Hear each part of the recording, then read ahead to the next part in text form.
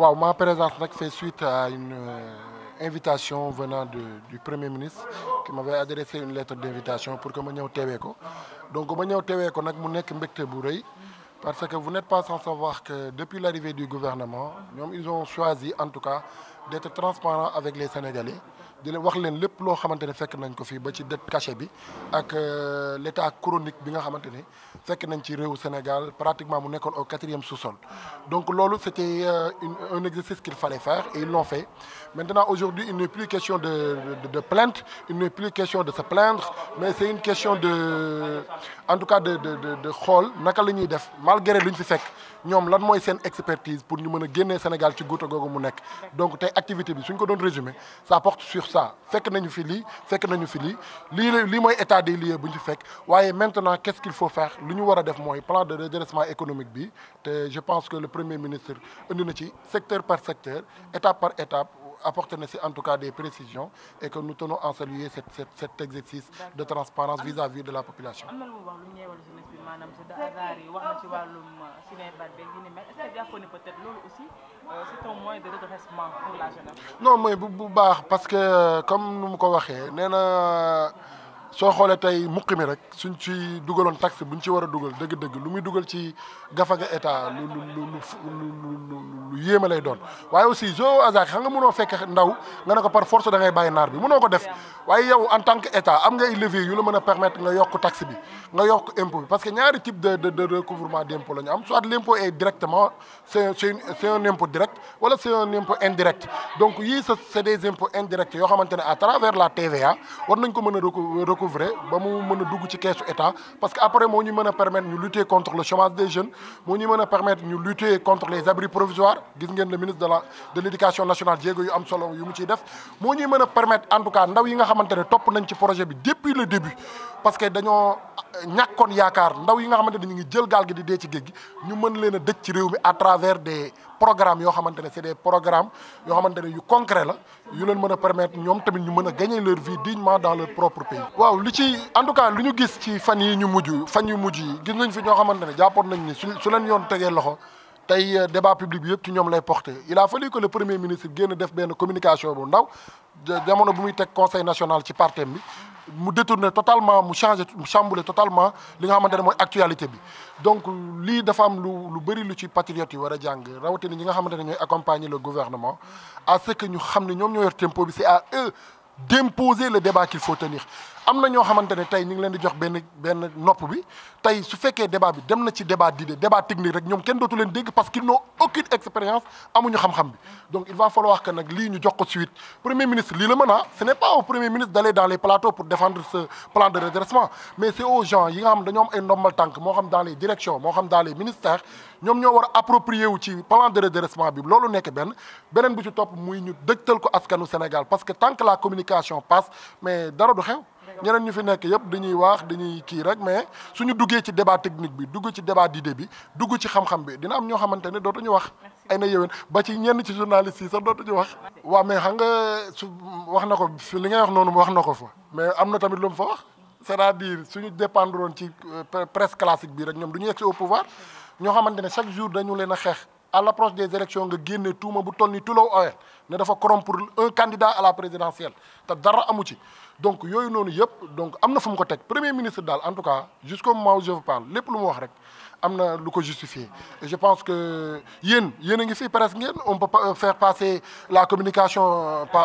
à travers vous il y a les réseaux sociaux il y a d'autres plateformes yoo xamante ne ñu ngi fi ñooñu tamit télé yooyu bés bu ñu demee ba xam ne approche bii ñu am ce n'est pas en tout cas une approche républicaine ou professionnelle bés bu ñu changé wee aussi gars yi tamit dinañ revoiraat cette mesure revenir à la raison dinañ gisaat cette mesure comme ça ñoom tamit ñu mën a dem dans des plateaux yoo xamante ne c'est des plateaux techniques c'est des plateaux yoo xam ay experts ni ñuy woo ñoo xamante ne xam nañu mbir mi am nañu xam-xam ñu woo leen mais pas des plateaux yoo xam da ngay toog di injurier comme vous voulez et loolu c'est à bannir. ngay samp entreprise 5 ans nga nekk milliardaire di nga ko nekk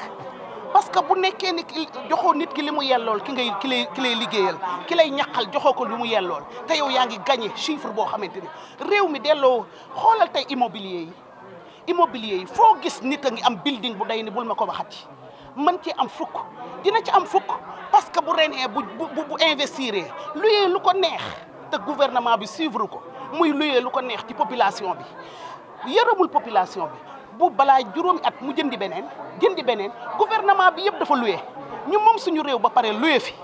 gouvernement bi yëpp dañoo luyee boo demee ministère yi dañoo luyee nga dem ci direction yi dañoo luyee loolu yëpp pour lan la nga dem SNHLM ne nërmeelu la nga dem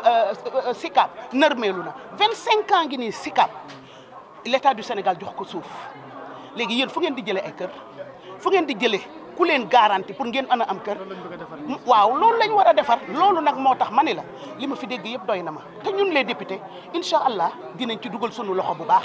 ndax ñooy contrôler l'action du gouvernement te l'action du gouvernement boo koy contrôler dafa am loo xamante ni yow yaay dem ca reen ba seeti ko ñëw teg ko ci table. justement est-ce que dina war woon jaar assemblée. waaw war na moom dala wax ne la lii laa mébét dala wax ne la lii laa bëgg li mu bëgg nag ñun lu jaadoog lu jaaduwul xam nañu ko ku dégg du léegi dama la ni satisfaire na ma dama ñëwoon pour xool dañu jox des invitations dama ñëw pour xool sama réew de loin laa toll di ko observer je vis à l'étranger dama toll di observer sama dëkk xam fa ma jóge dama yenn saa yi damay wax sax ni dama réccu lu tax ma xam feneen parce que dama xam feneen ñëw dellu fi ma dëkkoon di fi gis loo xamante ni toujours dafay dagg sama xol bi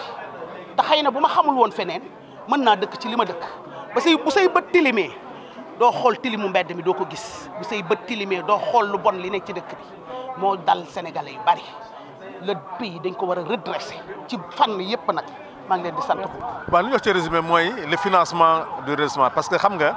redressement moom wax ko jomb na mais le financement ce qui a été surprenant mooy c'est un plan de financement boo xam ne très bien chiffré mu jël secteur tous les secteurs vitaux surtout nag surtout la fiscalisation verte loolu moom mais li ci ëpp solo mooy que Sénégalais yi approprié ko li jëm ci yenn mesures yi nga xam ne mooy taxation yi jëm ci tabac bi yi jëm ci les jeux en ligne